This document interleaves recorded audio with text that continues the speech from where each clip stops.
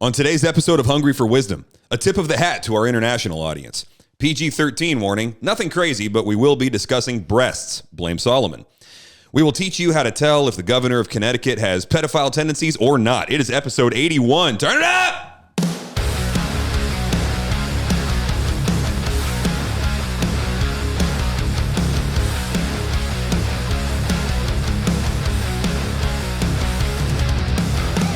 I actually did mute the mic for that one. Well, that's okay. That was gnarly. Episode 81, man. Starting a new season. New season. Yippee skippy. Yeah.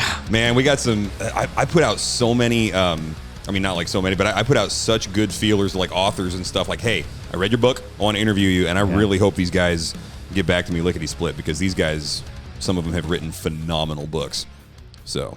Yeah. So, audience... Pray that they all see my emails and say yes. Yeah. And we are doing something new. We are attempting doing some camera work as well. We'll see how this runs. It may not happen. Why would anybody want to look at us? I don't know. Because I've constantly, not implied, I've been explicit. I have a face for radio. So it's just the way it goes. Wow. All right. Well, episode 81 is something that you should rate with 5 stars if you think we earned it, by the way, because that just helps the, the algorithm that the entire digital world serves now. But, it pushes this out to more people and gets more people discipled and interacting with biblical content. And if they're hungry for wisdom, we'll feed them. Not with our own, mind you, but with the Word of God and us just trying to reason through it with you guys. But episode 81 is dedicated to my Brazilian homies because on my last mission trip, I was down there in Rio Branco, Brazil. And they are just the coolest people. I love those guys. I am madly in love with that entire city. Rio Branco is funny because it's out on the western side of Brazil, which if you look on a map is just jungle. It's just green. There's nothing out there. It's down there by the Bolivian border. And the joke is that like there is nothing in the state of Acre, which is where Rio Branco is. It's in the state of Acre. I actually met somebody in the Sao Paulo airport who was from Brazil, and they were like, "Oh, what were you doing here? Where were you at?" I said, "Oh, I was out in Acre." And the guy cussed. He was like, "What the F were you doing in Acre? There's nothing there." And I'm like, "Well, there's some people that Jesus really loves." So I was out there hanging out with them. They bought me a shirt there that said, it said "Made in Acre."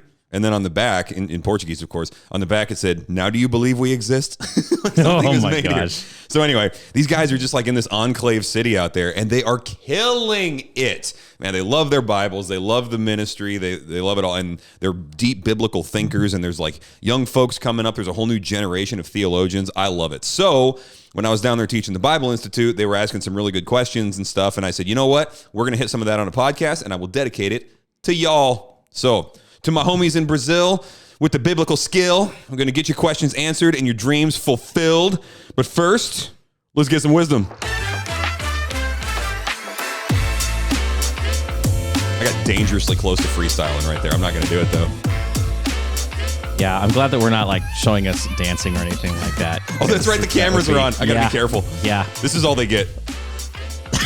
Well, that's okay. It's more than they'll get from me. So it's like... You remember Garth on Wayne's World when he starts dancing and he like doesn't know.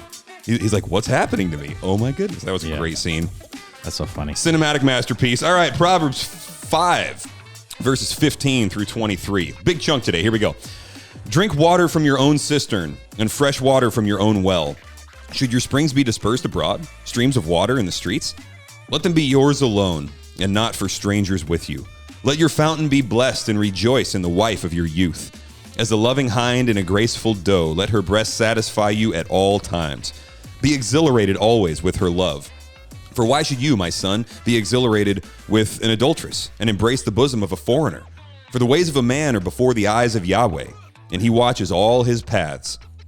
His own iniquities will capture the wicked, and he will be held with the cords of his sin. He will die for lack of instruction, and the greatness of his folly in the greatness of his folly, he will go astray. Well, we start this season with our old friend, the adulterous woman. She was also around last season, causing problems for all the young men and old men alike, and she hasn't changed. In the words of the great theologian John Mayer, she is sexual napalm, and she does not stop burning people. Yes, there is no place to hide one's gorgeous pile of moral filth like an adulterous relationship. And once she gets her hooks into you, well, it's over, man. So Solomon's advice, nay, his full-volumed plea, since chapter 2, by the way, is, run away. Like, run away. And he will continue this in chapter 6 and in chapter 7. Run! Don't be brave. Don't be tough. Don't be morally cocky. GTFO, bro. Just run. You can figure that acronym out later. Drink water from your own cistern, verse 15, and fresh water from your own well. In other words, and this is a slight review from last season, she's not yours. She is not yours. Get your hand out of the sexual cookie jar. She's not what, Ben? Yours. She's not yours. Get your own. Verse 17, let them be yours alone and not strangers with you. Get a job, young men. Get a wife. And then have some fun, man. Rock and roll. But I like what Solomon does here. It's not a whole bunch of just like no language. He actually casts a vision for what a marriage could be. So he says in verse 18, let your fountain be blessed and rejoice in the wife of your youth. As a loving hind and a graceful doe, let her breast satisfy you at all times.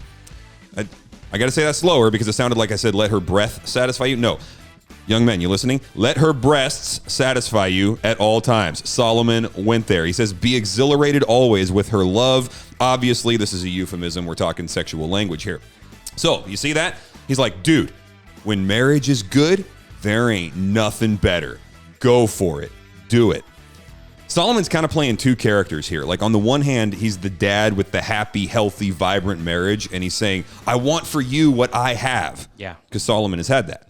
On the other hand, he's also the dad who has screwed up everything, and he's saying, here's what I did wrong, don't make the same mistake. Yeah. And Solomon could play both of these characters from experience because he lived on both sides of that coin. But there is a long warning here. So look at what the warning is. He says, why should you, my son, be exhilarated with an adulteress and embrace the bosom of a foreigner? Well, the obvious answer is because it's exhilarating, like it's fun. But he says, okay, let's follow that through. Let's see where it goes. Verse 21.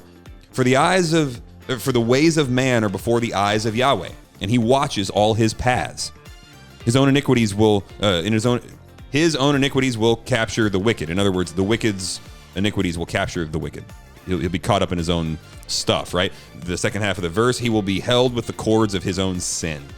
He will die for lack of instruction, and in the greatness of his folly, he will go astray. So he says, Solomon's basically telling his kid here, like, you think God's not watching? You think there's no repercussions for this sin? He says other places, can a man hold fire in his lap and not be burned, or in his chest and his clothes not be burned? Actions have consequences, man. 2 + 2 is 4. Notice in the last verse here, though, he says going astray is the same as dying. He will go astray. He will die for lack of instruction. So you've listened to this. You have been instructed. Now there's no excuse for letting sexual immorality ruin your life. I'm sorry. I just took them all away. You have been warned. Listen to what the Apostle Paul says here. 1 Thessalonians 4, verses 3 through 8. For this is the will of God, your sanctification, that you abstain from sexual immorality, that each one of you know how to control his own body in holiness and honor. Honor is an important word. Honor your body. Honor the creation of God. Verse 5, not in the passion of the lusts of the Gentiles who do not know God, like the Gentiles who do not know God, and no one transgress and wrong his brother in this matter, because the Lord is an avenger in all these things. As we told you beforehand and solemnly warned you, for God has not called us to impurity, but in holiness. Therefore, whoever disregards this disregards not man, but God, who gives his Holy Spirit to you. In other words, run, dude. Totally. Get out of there. Get out of Dodge. Out. Yeah. All right. The next section, the next segment, that's the word, in the very professional broadcasting world that we're in. Actually, I know you mentioned this while you were talking about that, but I like the idea that Solomon is absolutely saying, no, God actually is pleased when we do things his way, the right way, right? So in the marriage relationship, God is actually pleased, right? Oftentimes we look at as has been quoted, I think this is probably back in the old Mark Driscoll days, right? When he would say sex is gross, sex is bad, so save it for the one that you love, or something like that. And instead of like saying, no, this is a great and wonderful gift. And so many times, especially in the church culture around us, we tend to not want to talk about it. And I think there's appropriate ways, right? We got to be appropriate with the kids. Sure. We put little warnings in podcasts and stuff, but for us also to say no. We call them snuggle dates in my house. Yeah, you do, but you have a especially between a father and son, but also in even in the context of the church community, the I don't want to say puritanical, because even the Puritans, I mean, they knew how to rock and roll. You ever hear those stories about the Puritan wives bringing their husbands to court for not satisfying their sexual needs? Yeah, for totally violating 1 Corinthians 7, man. I'm like, God, that's awesome. So for us as a church to have a healthy conversation about this and actually use exalted language when it comes to sex and how God designed it, I think we absolutely should be able to do that, right? Dude, I was a kid and we were living in Texas, and once a month we would get to go down to Oak Cliff Bible Fellowship with the great Tony Evans. Right, it was about an hour drive, and so we would get to go down there. And we were the only white family in the whole church, 3,000 people. We brought my uncle he was an old Montana redneck, right? So we walk in with him, and he's a cowboy, big old belt buckle, skinny white guy, and he's looking around, and he's like, he was like, he didn't hate anybody of any other race, but his humor was quite racist because he was from Montana back in the day, right? Nope. So he walks in and he just goes, "I feel like a piece of popcorn and a box of Milk Duds," and I'm like. I'm like, Larry, you can't say that. And everybody around heard him because he was not quiet. And they all looked at him and just busted up laughing. And they were like, I love this white boy. And I'm like, Larry, you scared me so much. But it was like instant connection with these guys. Sweetest church ever. Anyway, where I'm going with that story is we sit down and hear the sermon. And Tony Evans is talking about just this. He's like, we're going to redeem the idea of sex in the church, because it's like we don't want to turn it over to the world, right? So he makes this comment, and me and my sister, I mean, we're like middle school age, right? And he makes this comment. He goes, "Sex is the highest form of worship." And we're looking at our parents, and we're like, "Is that true?"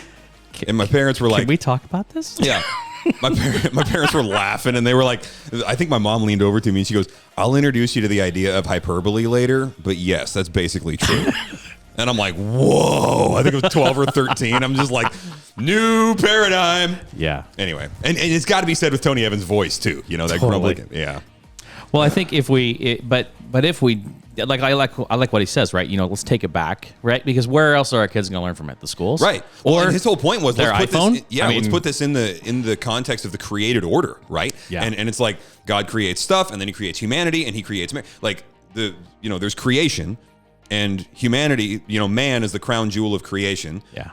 Marriage is the crown jewel of mankind, and sex is the crown jewel of marriage. Like if you just like look at the order of creation, this really is kind of it occupies a pinnacle space, right?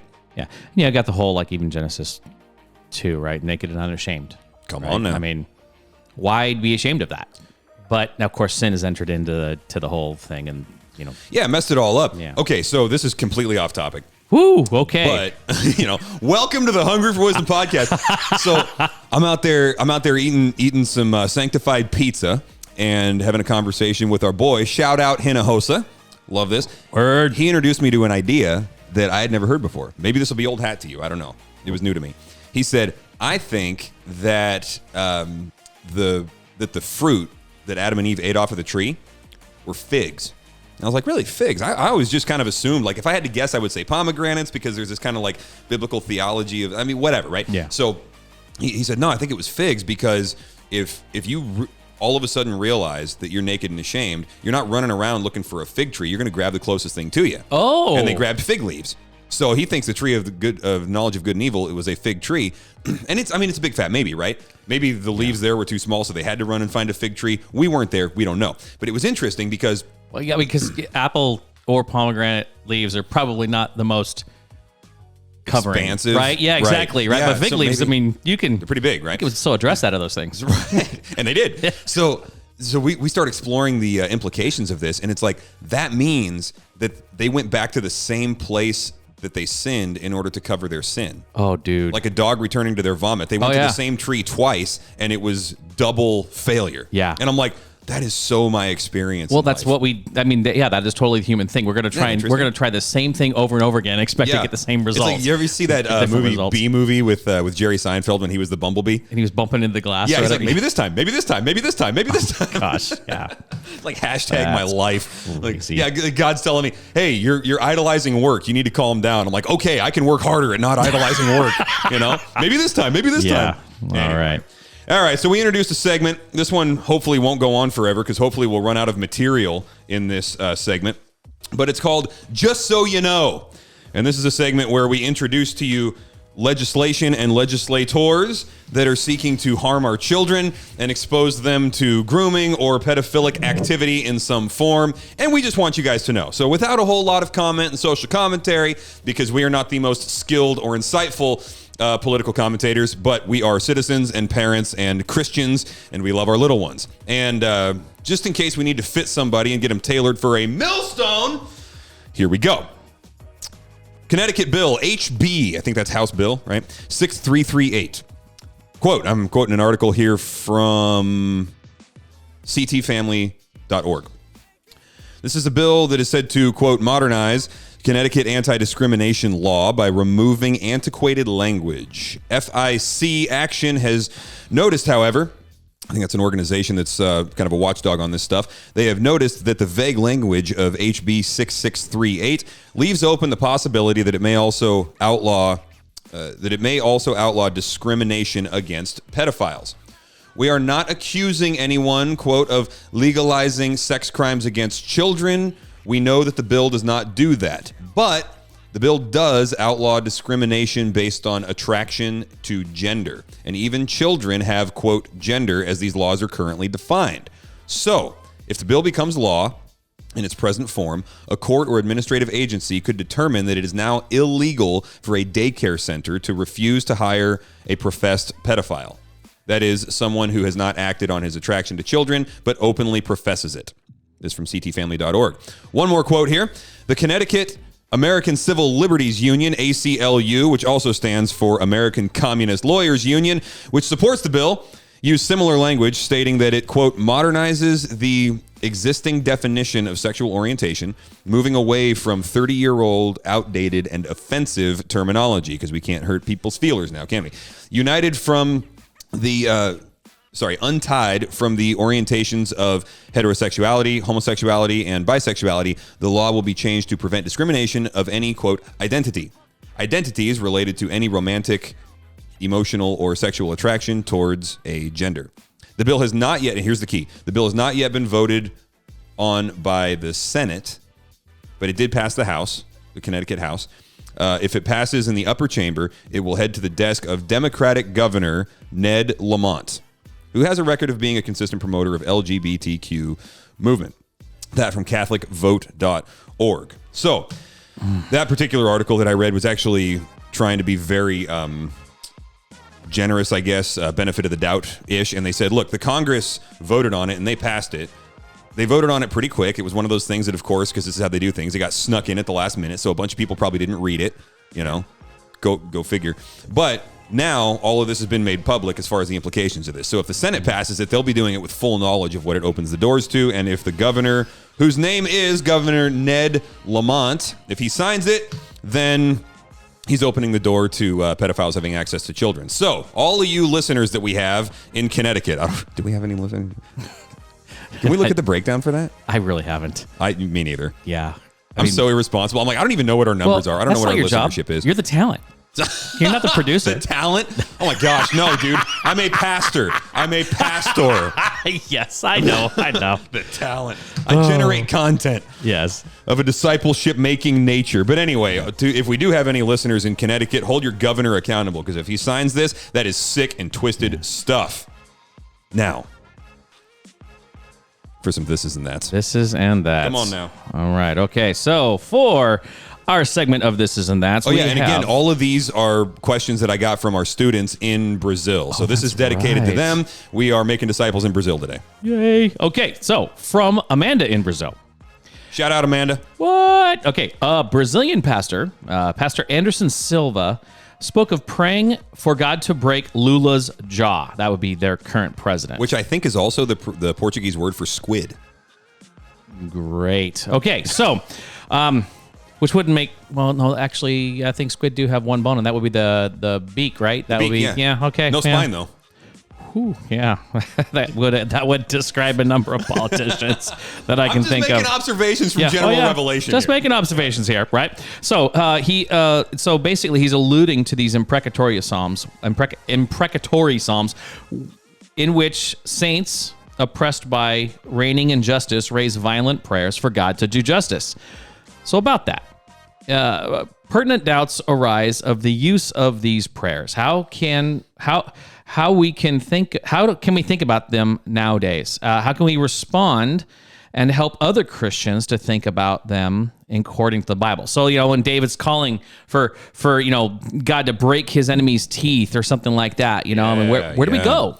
Okay, imprecatory psalms. Can you define that word imprecatory for us, Pastor Pat? Can I define it? I mean, like in summary form. What is an imprecatory psalm? It's one that's calling upon it's calling upon God to do something violent, against an enemy, right? Yeah. Kind of the classic example here is Psalm 137. Yeah. Verse 9. Blessed be he who takes your little ones and dashes them against the rocks. Is that okay to pray, right? So, can we pray imprecatory psalms for our political leaders? All right. So, here's the deal. And you and I probably have different approaches to this, but we're going to have the same information. My framework for thinking about this is this. It's Matthew 7, specifically verse 2. Like Matthew 7:1 is where Jesus goes in and says, hey, don't judge lest you yourself be judged. Everybody likes to quote that one in the world today, right? But the very next verse, it says, for with the measure that you use, it will be measured back to you, right? So the imprecatory psalms are in the Bible. And these are, at the time, they were prayers of godly people who were emoting and exuding exactly what was on their minds. And it was in a wartime context, and they're dealing with some really dark realities, and they're operating in the middle of that. So they were being very honest with God. Praise God that he tolerates that stuff from us, and he actually welcomes it, all right? But Jesus shows up, and he starts commenting on this stuff, and he says, look, I'm not saying that Psalm 137 is heresy or that it's sin. I'm just saying check your heart on this, dog, because if you're asking for people's teeth to be shattered, then when they ask the same thing against you, you're without excuse because you felt the same kind of hatred towards them. Yeah. Right? So if you, from a Christian perspective, noticing, and I think I'm actually going to correct the wording of that that question, because it said something about how imprecatory psalms were written by oppressed saints. Not always. Sometimes it was saints who were not oppressed politically in their context by their rulers. They were getting slaughtered. Well, I suppose that's the same thing. But you can't retroactively impose the Geneva Convention on these guys, right? Like he's asking God he's asking God to commit war crimes. It's like they didn't have a concept of war crimes. It was survival, you know?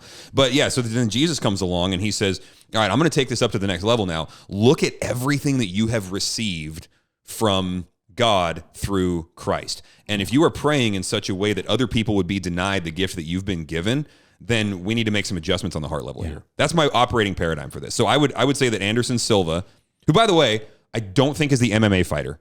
Probably not. No, I think because some of those guys they get into ministry that's after. True. But I think I saw a picture of him once. I think it's a different guy. Yeah. But I think that's inappropriate for him to prescribe, assuming that she's understanding his sermon correctly. I think it would be inappropriate for him to prescribe that his people pray these imprecatory psalms for their leaders.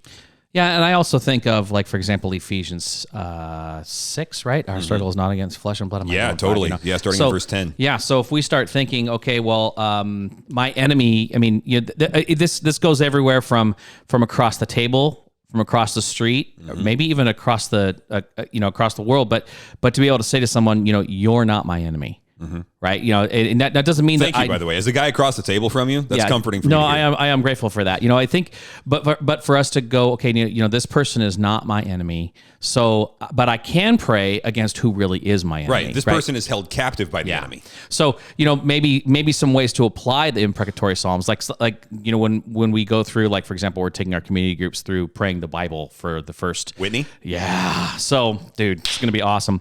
But in all of that, we're going to talk about how do we pray the imprecatory Psalms. Well, I mean, we do have a couple enemies that we can pray for, world, pray against the world, the flesh, and the devil, right? So what do we pray? We pray against that system, right? Break that system's teeth. Make it doesn't have any bite, right?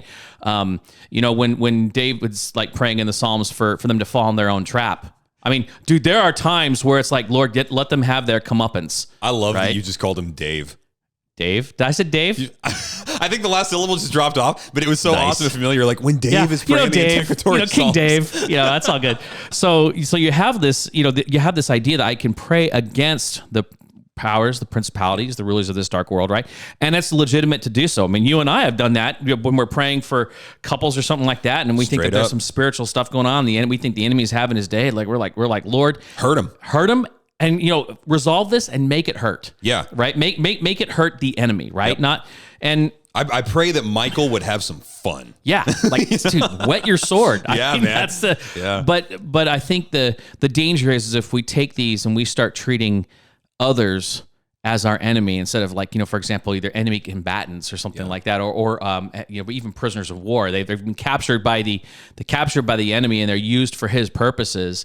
And that's where we get into. Do we start getting into crusade language? I mean, could. I mean, if you really got stupid with it, it could go there. And at that point, you've removed the guardrails for arguing against that kind of thing. So most people wouldn't because we have general Western values of like not slaughtering people, but that's from a Christian perspective. That's not a worldview that was built off of the imprecatory Psalms. So the Old Testament is the Old Testament.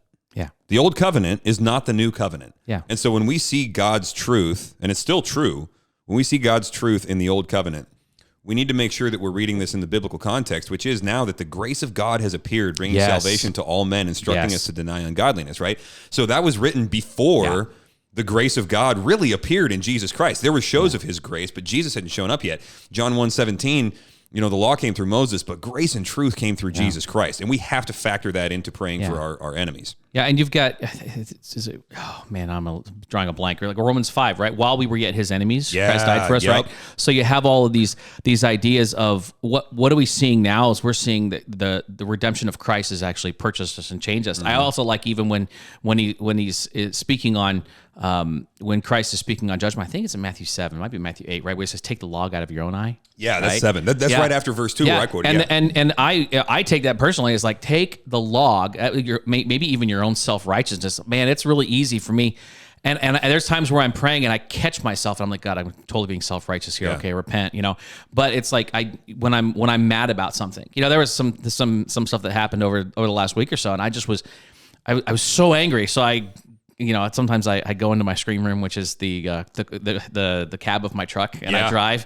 So it's just. You call that your scream room? Well, because I'd rather do that than scare the heck out of my children. For real, and stuff like that. So I just like, and I'm not like sometimes even if I wanted to, I could look like I'm headbanging or whatever, and that's fine, but listening to some awesome music. But really, it's like that. I remember catching myself saying, Lord, I recognize that the thing that I'm angry at and this situation that I'm angry at and this person that has caused harm to someone that I love, it's like, okay, I got to check my self-righteousness here, right? But I do also think, well, Lord, let them be caught by their own trap at least. So you quoted that, right? Like stepping into their own snare or something? Yeah. I think in terms the same concept, but the quote that comes into my head is from Psalm 10. I think there's one in Psalm 7 also, a couple other places. Yeah. May the devices of the wicked fall upon their own head. Yeah. And now let me go back the other direction from what I just said. I have no problem praying that. So, for example, the last few years there's been a big push on, from state politicians and things like that, well, and federal now, to not just keep abortions legal, but actually to encourage and fund them and increase the number of. And so, like Governor Baby Hunter running all these states, and Governor Baby Hunter can be a lot of different governors, right? Not just here in Washington with Inslee or whoever takes his place after he steps down. That could be in California. Yeah, that could be applied to a lot of people. Yeah. And so I don't think, and you can correct me on this if you think I'm off, I don't think it's inappropriate to say, God, would you please save these guys? And if you don't save them, then punish them. Because there's there is a call out for justice that comes from inside of us that I think can be a godly impulse. It's really easy to take it to a bad place. Yeah. But I don't think it's bad at its root. And I've said before, and this is a harsh thing to say, but it's true. I don't want anybody to go to hell, but I understand why God made the place. Like when you see some of this stuff, right? Yeah. And that was his decision, and that is his justice. And so if we're asking for his justice, I think that's good. But if it's devoid of asking for grace, I think that's bad. Yeah. Is that a fair way to put that? Yes, I think that when it comes down to, I guess even leaders, right? Because you see these guys have been vested with not only whether or not they believe in divine authority, they have been vested with authority to punish evil and do things like that. So I could certainly say, hey, if save them, and if you can't, then remove them from office somehow, right? And I'm gonna leave that to you. Like we're not saying, okay, we're not implying, okay, I want to plan either legal or illegal means to remove that person from office. I mean, legal means would be fine, but but we're trusting the Lord with it. But we're trusting the Lord with it, right? So I don't think that's a problem at all. I especially when we would probably even do that against a wicked nation that may be coming up against us. If we get into a wartime situation, or say, for example, you see Russia oppressing Ukraine or something like that, and you're like, yeah, I really, Lord, take Putin out. That would be. Yeah, I'm not saying I don't want him to get the grace of God. I'm just saying I wouldn't cry. I remember when Bin Laden got iced. It was kind of weird in the Christian community because there were people that were like, "You should be lamenting this. There's a soul that's not in heaven," and I'm like, "Bull crap." Give me a break. Language warning. I'm just kidding. No, I think I would have preferred that he would have gotten saved, but justice was served, and I don't think that's a tragedy. Yeah, I think you're right. I think when there is going to be, and there's going to be a point where we are going to rejoice at the destruction of the wicked, right? Now, and it's going to be strange because some of those wicked may be people we even know. Oh yeah. Yeah, but we're going to be like, no, God's final justice is done, and it's done. Yeah, right? Genesis 18, the judge of all the earth has done right. Yeah, and we'll just go, yeah. Absolutely. And not only it won't be like a muted response. It will be like, no, we see the disastrous results of sin in comparison with the holiness of God. And we're going to be like, yes, that is absolutely right and praiseworthy. Mm-hmm. Now, that's going to be a strange day. It's strange. And there may be tears involved. But then in Revelation 21:4, he says all of those tears will be wiped away because we'll agree with God. Yep. Yeah. Precisely. Good question, Amanda. All right. So moving to our second question here.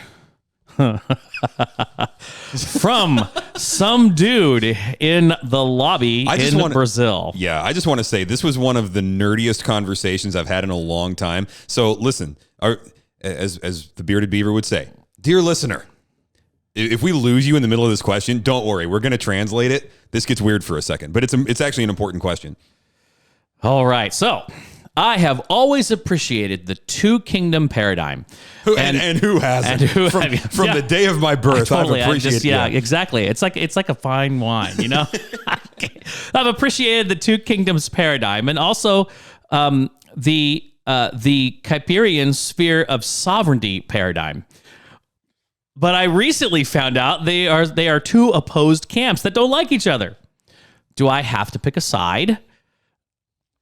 Or can I draw on both as is helpful? Am I on a collision course with inconsistency here? Nerd. Okay.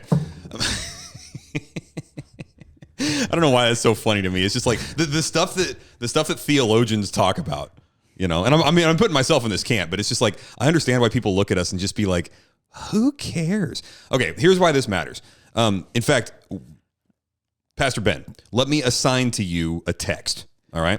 Can you be ready to read us Colossians 1, verses 15 through 20? Oh, yes. Sorry.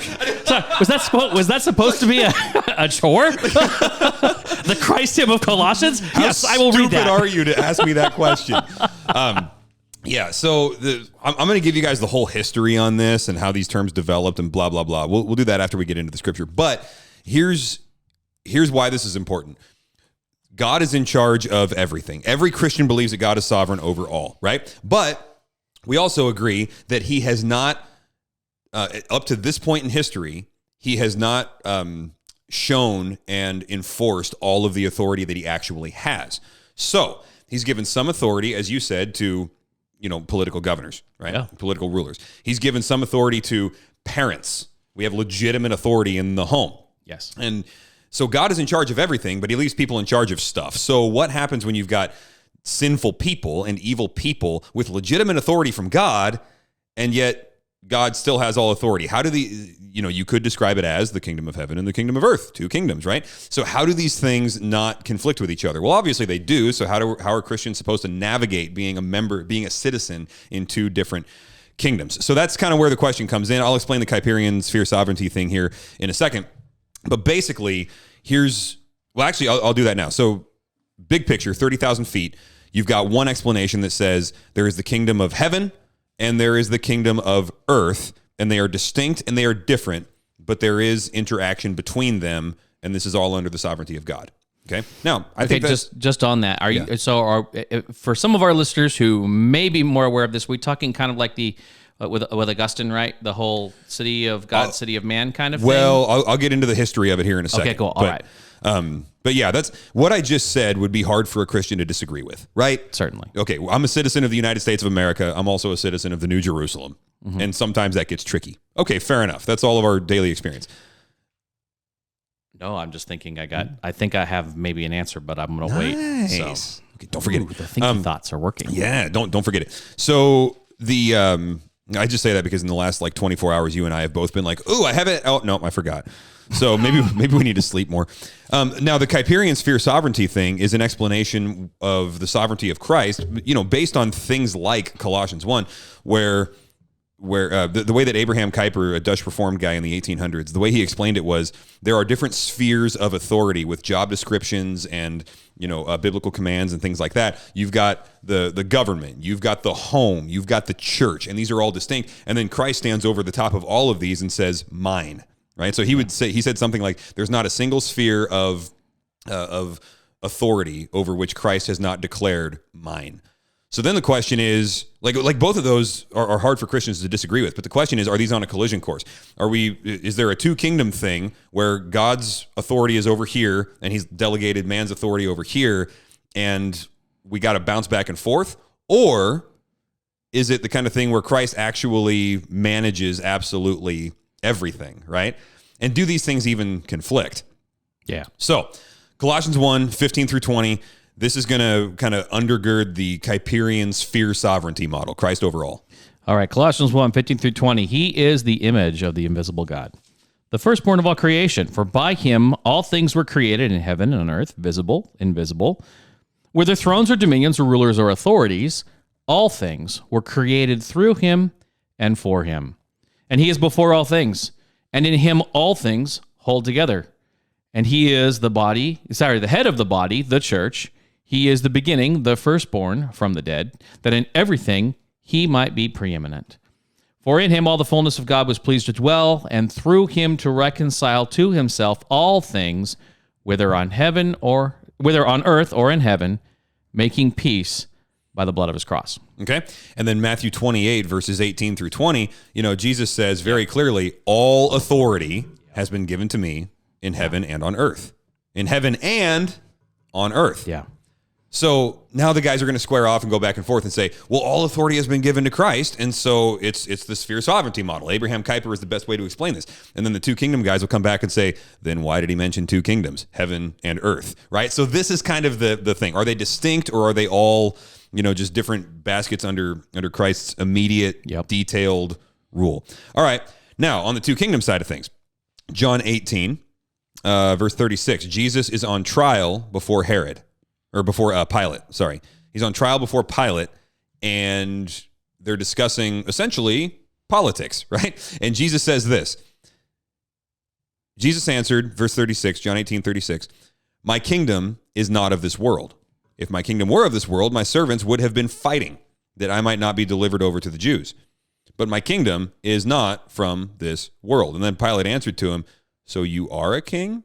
And Jesus said, you say that I am a king. In other words, that's tricky Greek. Basically, he's like, yeah, man, you said it, not me, right?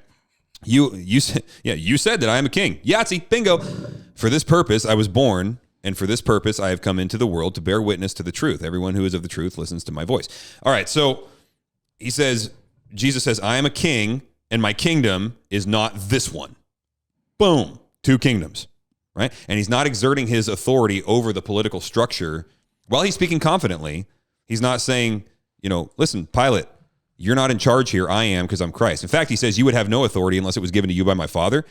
But he does have authority, right? And everybody agrees that God is sovereign over all and he gives the authority. So there's no contradiction there. But that's the question. Do these two things conflict? Now, here's my basic answer, and then I'll get into the history of this whole thing.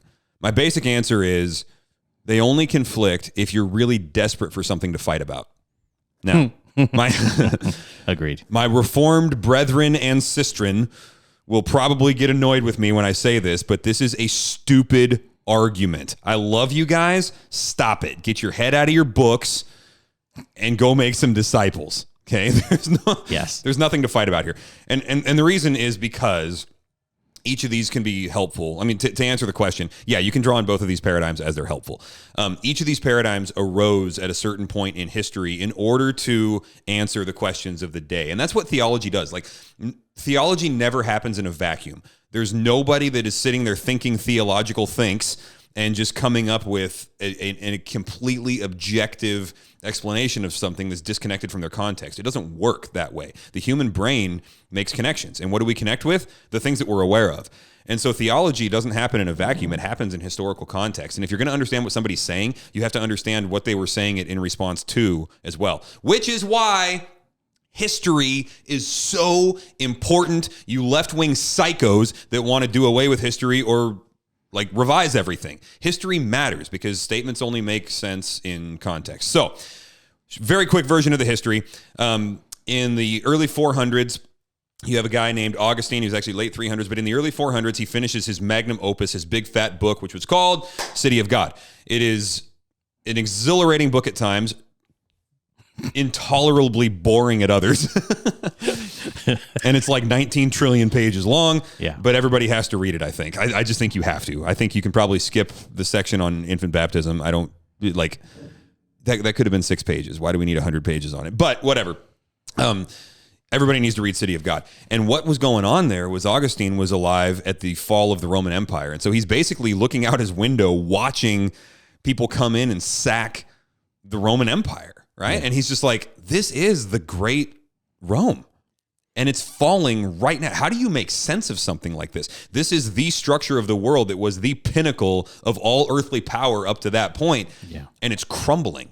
So how do you understand a kingdom that has very real legitimate power and very long lasting, and yet it just can't hold up forever? It's clearly not eternal. And then Jesus comes in talking about all this eternal kingdom stuff and da-da-da-da-da. How do you explain this stuff? So he wrote the City of God basically to square away this idea for Christians, to give us a theology of operating in an eternal kingdom while we're in the middle of a temporary kingdom. And the way he started to explain it was like this. When Jesus uses the word age or world, it's tough because the Greek can go both ways. The Greek word is actually eon, or aeon, which is where we get our English term eon, which is like a million years.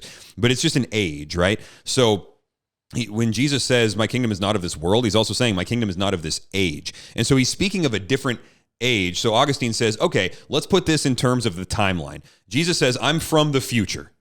Now, this is a reduction, obviously. I'm from the future, but I'm bringing, and in that future, the new heaven and the new earth, there is a certain kingdom that all of creation will be a part of.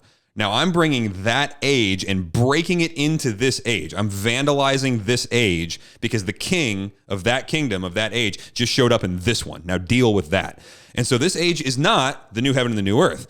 But the kingdom of that age is present in this one because Jesus just went and brought it here, right? Yeah. And so there are two kingdoms that are present here. He called them two cities. It's the city of man and the city of God.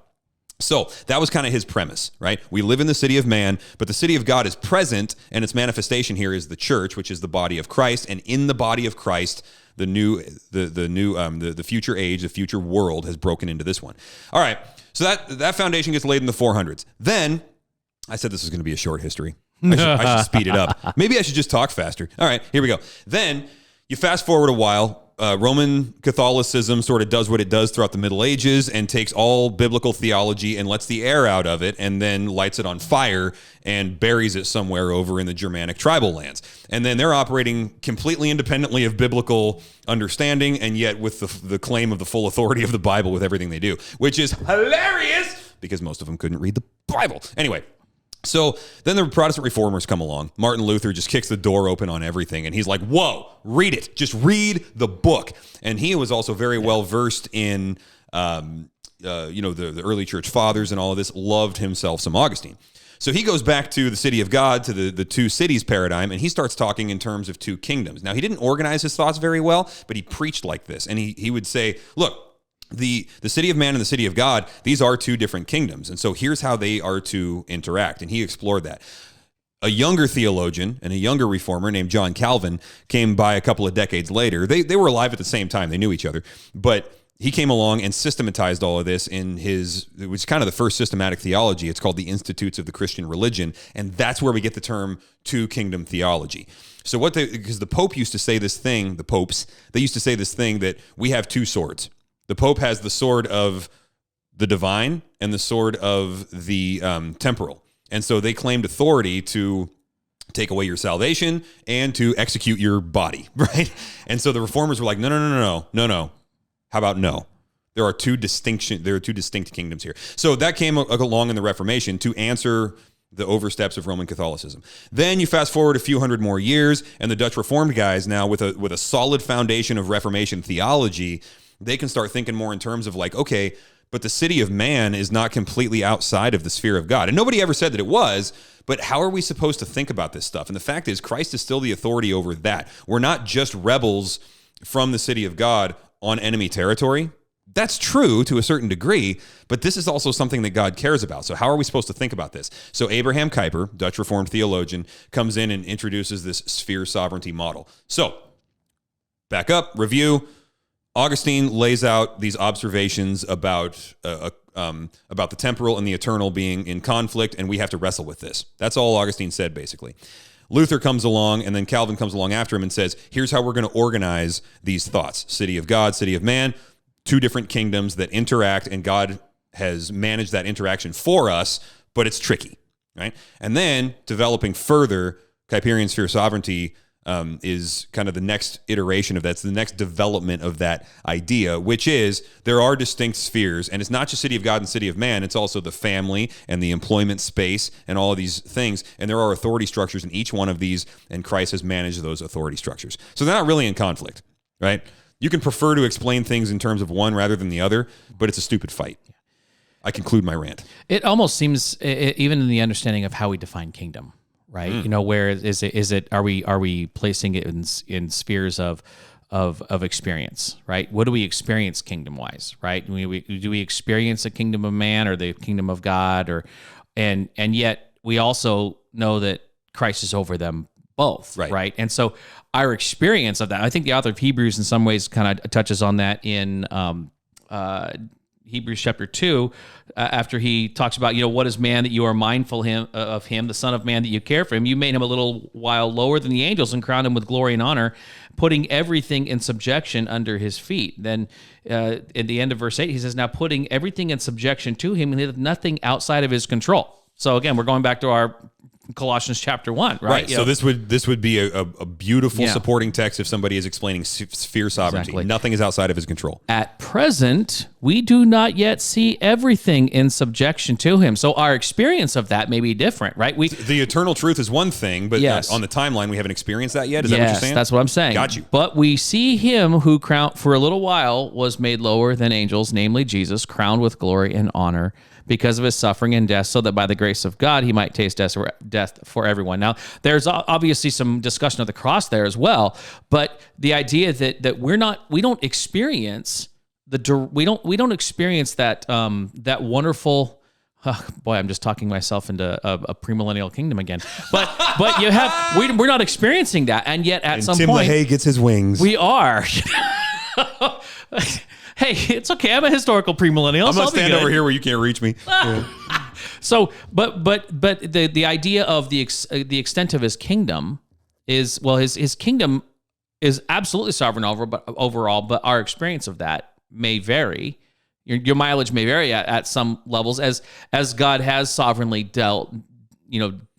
delegated, you could say that, to these various spheres, right? I mean, yeah, I love that. I've never associated Hebrews 2 with this before, but when you said that, it made me think of Hebrews 12 also, which, boy, this is really interesting. So what you just said is a great explanation from a sphere sovereignty point of view, and then in chapter 12, the same author said this. So verse 26, at that time his voice shook the earth, but now he has promised, yet once more I will shake the earth, not only the earth, but also the heavens. Okay, so now we got two different spheres here. Yeah. This phrase, yet once more, indicates the removal of things that are shaken, that is, things that have been made, in order that the things that cannot be shaken may remain. Therefore, let us be grateful for receiving a kingdom that cannot be shaken, different kingdom, right? And thus let us offer to God acceptable worship with reverence and awe, for our God is a consuming fire. But he does break it down in terms of two different kingdoms. Yeah. So these things are obviously not in biblical tension with each other. Yeah. It's two different ways of getting at the same truth, which is Christ is over everything and stuff has not yet been synthesized. So I would say probably the answer is both in some respects. And again, like you said, for our Reformed brothers who want to camp in one thing or pull your head out of your book. Yeah, well, yeah, and there is, like, I understand and I value the fact that if one explanation of something really clarifies it for you, that you would advocate for that being the clearest explanation. I'm fine with that. I'm just saying don't write off other ones that are also found in the Bible. Yeah. Yeah. We have to have some charity. That's right. Yep. All right. So humility. There we go. So now question number 3 from our dear friends in Brazil. Love you guys. Okay. In Brazil, actually everywhere, from multiple young people considering marriage. Ooh la la. Ooh la la. All right. So how soon should we get married and how sure do we need to be? Yeah. Is it possible to get married yesterday? I don't know. I got to be careful with that, man. Did you ever hear R.C. Sproul say that? He was like, find a girl, learn her name, marry her. And I'm like, that is some of the worst advice I've ever heard in my life, because, he was kind of a professor, theologian, and when he was pastoring a church, he was just a preaching guy. He wasn't doing the visitations and the counseling and stuff. And it's like, dude, like, guys like me got to go and clean that up. Come on, man. Yeah. Like, you do need some kind of premarital counseling thing. I don't know. Well, I think that there is, this was so prevalent. Like, this probably happens on every Bible college campus or even every college ministry campus in the world. Like, how do I know that they're the one? Yeah. Right? And it's like, I'm not sure. And to be fair, I'm not sure that I think I agree with that. Yeah, put a ring on it. That's how you know exactly. She's the one. She's put a ring on it, commit to her, and she's the one. That's just it. Right? Yeah. Remove all other options and you're left with one. Because the idea of, well, no, this is my perfect soulmate. All you're doing is setting yourself up for some kind of thing in the future where it's like, well, I guess we weren't really soulmates. So we shouldn't have been married. It's like, no, you should have, and you stay married. You marry the wife of your youth and you stay, you drink water from your own cistern. Thank you very much, Solomon. So to even just to reduce that down, it's like, okay, do I need some kind of, it's almost eschewing responsibility. Ooh, because you're saying, well, no. I put my trust in God and I made this fleece out, and all of a sudden I had this fine little dream about this, and therefore I should marry this person. You get really mystical when the emotions are your guiding force, right? Yeah. Instead of saying, you know what, no, godly woman, godly man. Look, evaluate. Yeah. I think that's the big thing here. Like, how soon should we get married? Well, I'll get into this in a second. I'm a very big fan of marrying young. Yes. Under the right circumstances, right? Not everybody should. Not every situation is the right situation to get married. There's nothing wrong with getting married later on and things like that. But as a general starting point, I think marrying young is a very good thing. That being said, it is possible to get married so quickly that you're just being stupid. And not only is it possible, it's common, right? Yeah. So you do have to evaluate. I mean, like when the Bible was written, there were, sorry, I'm like getting distracted because that was the coolest tractor ever that just drove by out there. They are doing some amazing work. I'm like a 3-year-old kid. I'm like, look, Daddy, a digger. So when the Bible was written, society was structured differently, and in some ways in a more healthy way. Not in every way, but in some ways. And there was community support. I mean, we talked about this with arranged marriages, right? Like, the idea of arranged marriage is not a catastrophe if there's an intact family unit of multiple generations and there's an intact society where structure and support and accountability can be provided, right? Yeah. So in that situation, getting married young is wonderful, and I think that that's good. But my goodness, if you don't have, like, let's take a young woman, for example. Let's say she's 18, 19 years old, right? She's thinking about marrying this guy. If she doesn't have men and women in her life, godly ones that love her and would die for her and kill for her, right? If they're not in her life to evaluate this young man, it's a lot harder to get a read on if he's going to be a good dude, right? Because you got to have the guys in your life sniff them out. Yeah. And men, you got to have your sisters and your cousins and your nieces and your Christian sisters and everything talk to her. And your mom. Definitely mom. Yeah. Always listen to mom. Listen to mom. Mom's not always right, but she's always worth listening to. You know, agreed. Consider that and trust her more than your own take on things, because she doesn't have all of the same sexual urges and desires clouding her mind that you do. So, listen to honor mom, but you know, you got to evaluate, man. That being said, marry soon. There's a big trap that the Western world has fallen into, where it's like, I think I want to finish school, which is, again, not a bad thing, but it's just like this idol now. I got to finish school and I got to get established in my career. And then, like, man, I feel so bad for young women that are like, well, I just want to have a career first for a while and then have a baby. And I'm like, all right, so here's what you're saying. You're saying you want to build an entire life and sacrifice for it and accumulate a whole bunch of stuff that then you're going to give up once you've built it up and love it. This is your plan. You're going to love it and idolize it and be proud of it. And then you're going to give that up for a baby and you're going to be happy about that. That's your plan? Like, I've seen moms who are older resent the fact that they had to have kids because of what they gave up career-wise that they had started and then had to abruptly stop. And it's like, the career's not worth it, dude. Just like, have some babies. I never really understood why it was such an attractive idea for anybody, but particularly young women, to move out from home, live on your own for a while, establish a life and your own norms and patterns and habits, and then get married after a while. Because then you're just like it's just more that you have to just cut out and let die. Because when you get married, you really have to let yourself die. You have to merge two lives and to ensconce yourself and harden that cement before you get married. It just seems like an unnecessarily rough transition.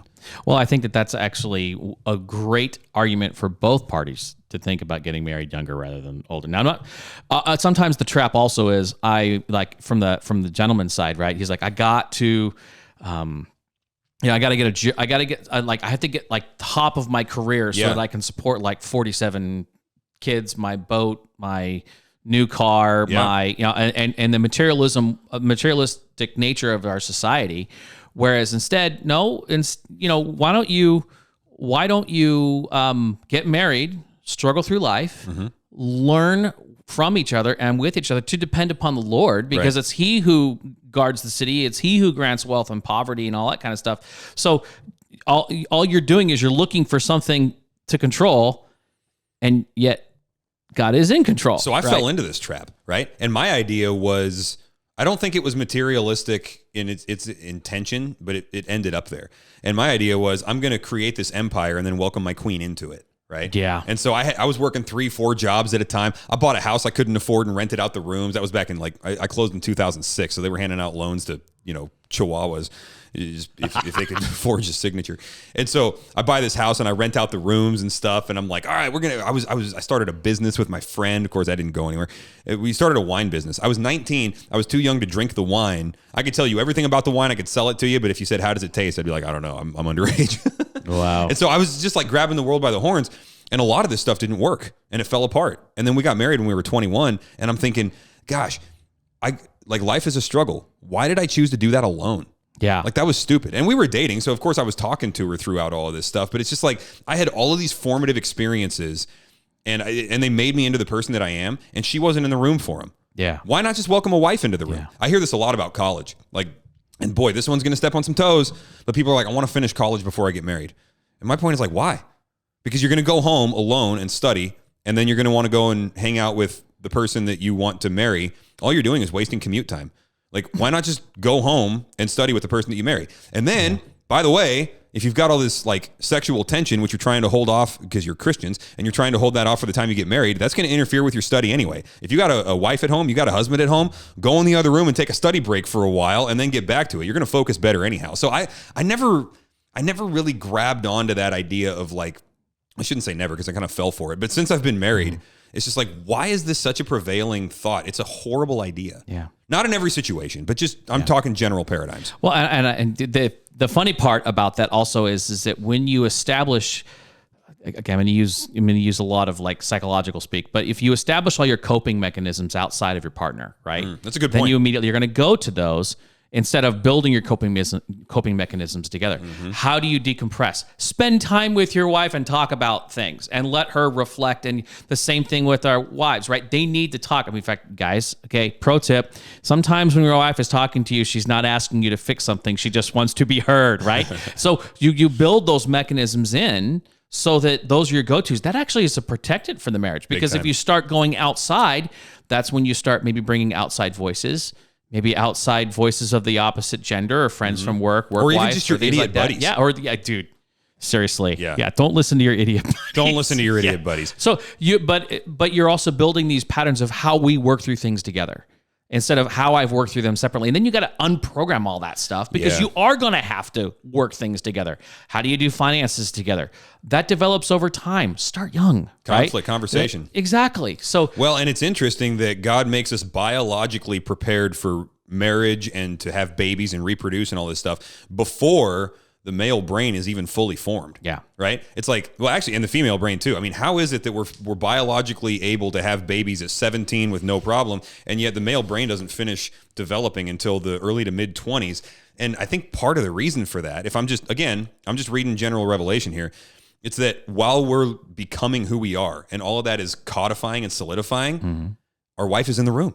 Yeah. That's a cool design. Totally. You know? Yeah. Now, one other element of this, and this is speaking to young men, okay? Because it's very common for guys to hear, look, man, you got to go sow your wild oats or do whatever. Now, that's immoral, but then also this bleeds into Christian speak where it's like, you got to, you have to become who you are going to be before you can really care for a wife, right? I think that's total crap. I don't buy that for a second.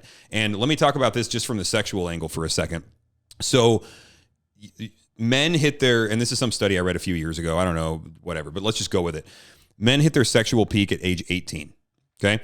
Now, it's not like it's a fast drop-off after that. You're going to be fine in your 20s, guys, but like 18 is kind of like, that's biologically the pinnacle of the energy and vitality that you're going to have. Women hit their peak at 35. Now, you look at that and you start thinking, why? Like, thank you, God. Gee, what were, like, but there's actually a real cool logic to it, because then when you get married, and like right at the beginning, let's say you get married young, so he's got all of this energy and initiating impetus behind him. Now she does too, just because young people are young and that's what happens. But it's really like he's ready to grab the reins and foster a sexual relationship at that point and take the lead. Then in mid 30s. Then some of those hormonal release mechanisms are starting to slow down a little bit. You're approaching 40, you're approaching 50, things like that. So it's a very slow kind of settling of that sort of stuff. Well, she's just getting ramped up because for women, sex and trust are very connected, and it takes a long time to build absolute total trust. So then biologically, she's hitting her peak trust-wise and just comfort-wise. She spent more time with him than without him at this point. She's hitting her peak there. She's ready to rock and roll. So as he's starting to settle in, she's starting to ramp up. And then the next 15 years of marriage are sexually, fun and adventurous and whatever. But the proportions can kind of change as far as like whose need is the driving force, right? So ideally, you get married at, let's say, 18, and you get until you're 50, and you've got sexual vibrancy there. So the question is, how many years do you want to shave off the front end of that? Yeah. Because if you're not getting married till 30, 35, nothing's changing for her. But men, You know, like you've just shaved off all those years off of the front end of that time that you could have had with your wife. So I'm like, why bother? Go for it. Yeah. That's my logic. Yeah. And, that's what Paul says, right? If you burn, marry. Build a fireplace. Absolutely. If you burn, build a fireplace. I don't know if he actually used those particular words. No. That would be the Dustin paraphrase. Yeah. That's the. All right. So my message version. I would say that generally as young as you can, with wisdom and input with as young as you can with wisdom from the Christian community and especially your family. Yep. I would agree. All right. So, ladies and gentlemen, that is it. Now, do we want to try and find the Twitter, the Twitter questions, or are we not doing that anymore? I forget. Well, no, because here's the thing. Somebody found that we have a problem, right? Oh, wait a minute. Do we have a problem? Well, there's no you can't DM unless you're following, and okay. Is that what it is? I think it might be. I don't even understand this stuff. Yeah. So here's what we're gonna do. We're going to see if there's a thing to fix, and then we'll see this season or over the next few episodes if we. But we're not going to fix it live on the air. I just opened Twitter and I saw one of the funniest memes I've ever seen in my life. I'm not pointing it towards the camera. Anyway, so we will. We'll spend another couple episodes, and if we don't get any hits on Twitter after this, like after we fix it, because maybe people have been trying, right? Yeah. If we don't get any hits on Twitter, I'm ending it. I'm canceling. Wait, is it X now? What do we call it? It's like the artist formerly known as Prince, right? It's like the service formerly known as Twitter. We changed it to a symbol. Oh gosh. Whatever. All right, guys, I'm gonna just turn this off because now we're talking tech and I don't understand it. So bye.